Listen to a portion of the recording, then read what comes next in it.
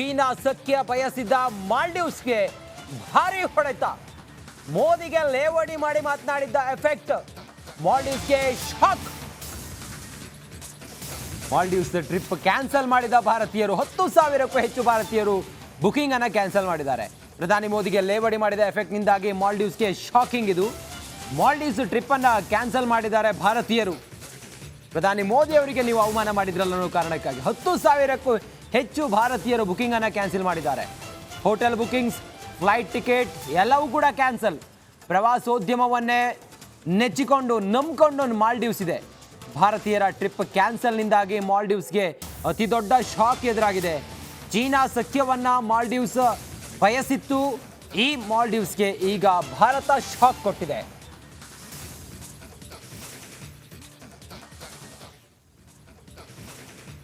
ಪ್ರಧಾನಿ ನರೇಂದ್ರ ಮೋದಿ ಕೊಟ್ಟಂತ ಶಾಕ್ ಇದು. ಮಾಲ್ಡೀವ್ಸ್ ಫುಲ್ ಅಲರ್ಟ್ ಆಗಿದೆ. ಪ್ರಧಾನಿ ನರೇಂದ್ರ ಮೋದಿಯನ್ನ ಅವಮಾನಿಸಿದ್ದ 3 ಜನ ಸಚಿವರು ಕೂಡ ಸಸ್ಪೆಂಡ್ ಆಗಿದ್ದಾರೆ.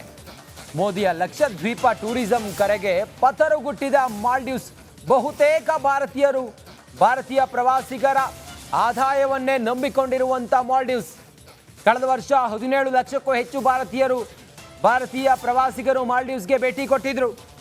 ಮಾಲ್ಡೀವ್ಸ್ ಸಚಿವೆ ಮರಿಯಂ ಭಾರತಕ್ಕೆ ಅವಮಾನಿಸಿದ್ರು. ಮಾಲ್ಡೀವ್ಸ್ನಂತೆ ಅಭಿವೃದ್ಧಿ ಮಾಡೋದು ಭ್ರಮೆ ಅಂತೇಳಿ ಹೇಳಿದ್ರು. ಭಾರತಕ್ಕೆ ಅವಮಾನ ಮಾಡಿದ್ರು. ಇದರಿಂದಾಗಿ ಸುಮಾರು 10,000 ಭಾರತೀಯರು ಮಾಲ್ಡೀವ್ಸ್ ಟ್ರಿಪ್ಪನ್ನೇ ಕ್ಯಾನ್ಸಲ್ ಮಾಡಿದ್ರು. ಅತಿ ದೊಡ್ಡ ಆಘಾತ ಮಾಲ್ಡೀವ್ಸ್ಗೆ ಎದುರಾಗಿತ್ತು.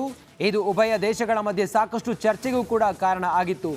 ಈಗ ಮಾಲ್ಡೀವ್ಸ್ನ ಸಚಿವರನ್ನು ಕೂಡ ಸಸ್ಪೆಂಡ್ ಮಾಡಲಾಗಿದೆ. ಅದರ ಜೊತೆಗೆ ಭಾರತೀಯರು ಕೂಡ ಪ್ರಧಾನಿ ಮೋದಿಯನ್ನು ಅವಮಾನಿಸಿದ್ದಕ್ಕಾಗಿ ತಾವು ಮಾಲ್ಡೀವ್ಸ್ಗೆ ಹೋಗೋರಿದ್ರು, ಅವರು ಕೂಡ ಕ್ಯಾನ್ಸಲ್ ಮಾಡ್ಕೊಂಡಿದ್ದಾರೆ ಭಾರತೀಯರು.